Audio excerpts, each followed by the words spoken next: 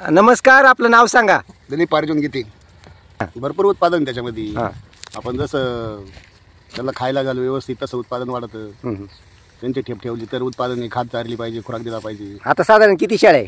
आता 20-25 आहे. 20-25 शाळा आहेत. त्याच्यात बकरं किती आहे? बकरा आहे 20-22. 20-22 बकरं आहे. तर मग त्या बकरं मग असं एकूण तुम्हाला समजा मंथली किंवा वार्षिक काय उत्पादन होतं? वार्षिक 1.5 लाख रुपयापर्यंत बकरांचं उत्पादन होतं. 1.5 लाख. आणि जे तुमच्या शेळ्या आहेत त्या बॅलन्स राहतात? हा, मग शेळ्या शिल्लकच आहे ना. शिल्लकच आहे. बरं. मग इतर जे तरुण आहे त्यांना काय सांगशाल तुम्ही? केलं पाहिजे. हा व्यवसाय केलाच पाहिजे ना. केलं तरच त्याचं काहीतरी भेटेल ना. बरोबर. आपलं नाव सांगा. नमस्कार, मी चित्रा दिलीप गीते. आमच्या यूट्यूब चॅनलमध्ये आपलं खूप खूप स्वागत आहे. ताई, आपण हा जो शेळी पालनाचा व्यवसाय आहे, या व्यवसायासंबंधी आमच्या प्रेक्षकांना थोडी माहिती सांगा. आमच्या पहिल्या 2 शाळा होत्या सर. नंतर आम्ही 2च्या 4 केल्या. 4च्या भरपूर झाल्या आता. त्यानंतर आम्ही बोकडे विकतो, पाठी राखतो. त्याच्यावाल्या एवढ्या शाळा झाल्या आता 26 शाळा आहे. 26 शाळा आता तयार झाल्या. आणि त्याच्याबरोबर बकरं किती आहे? मग आता काही जणलेलं आहे, काही जणांच्या बाकी आहे. बरं. मग त्याच्यापासून आम्ही आता मागच्या वर्षी 26 बकरं इकले.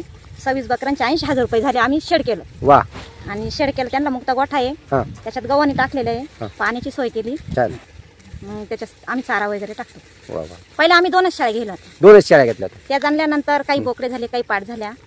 मग आम्ही बोकडे विकून टाकले. त्याच्या पण नंतर पाठी घातल्या. त्याच्या मग अशा वाढता वाढता आम्ही एवढ्या शाळेत इथपर्यंत आलो. म्हणजे आतापर्यंत 26 शाळा आली. म्हणजे तुम्हाला एक महिन्याला जे काही फिक्स तुम्हाला 4 पैसे येणार आहे, आता याच्यापासून उत्पन्न तुम्हाला फिक्स झालेलं आहे, नाही का? मग यामध्ये वेगवेगळ्या जाती आहे का शाळांच्या? हो, आहे ना. काही काठेवाडी आहे, काही गावठी आहे. मग त्या आपण कशा जमवल्या?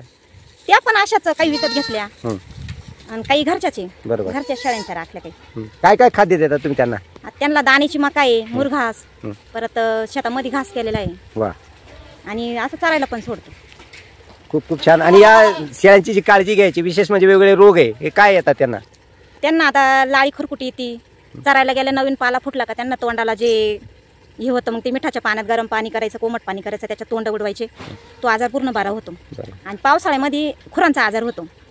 मग मेडिकलमधून स्प्रे भेटतो, तो स्प्रे आणायचा, त्यानं क्लिअर होऊन जातं. या शेळी पालनाविषयी तुम्ही काही ट्रेनिंग केलं का? नाही, आम्हीच म्हणजे ज्या गोष्टी तुम्हाला माहिती होतील. खूप छान, खूप छान. साधारण एका बकराची काय किंमत आहे? एक बकराची 5 पासून 10 पर्यंत सध्या मार्केटमध्ये. मग साधारण अशी तेजी कधी असते या बकरांना? तेजी कायम आहे बकराला.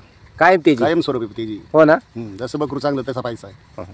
त्याचं वजन जेवढं वाढेल तेवढे पैसे वाढेल. मग वजन वाढण्यासाठी तुम्ही काही ॲडिशनल खाद्य देत असाल? हा, मग मका, गहू, शेळ्यांना डेपला पाहिजे, खुराक पाहिजे शेळ्यांना, तर बकराचं वजन वाढतं ना. बरं. आणि आज व्यवस्थितरित्यानं तुम्ही हा व्यवसाय करताय. व्यवसाय चालू आहे आमचा. खूप छान. आपल्याला खूप खूप शुभेच्छा आपल्या पुढील वाटचालीसाठी. धन्यवाद आम्हाला वेळ दिल्याबद्दल. खूप खूप धन्यवाद. धन्यवाद.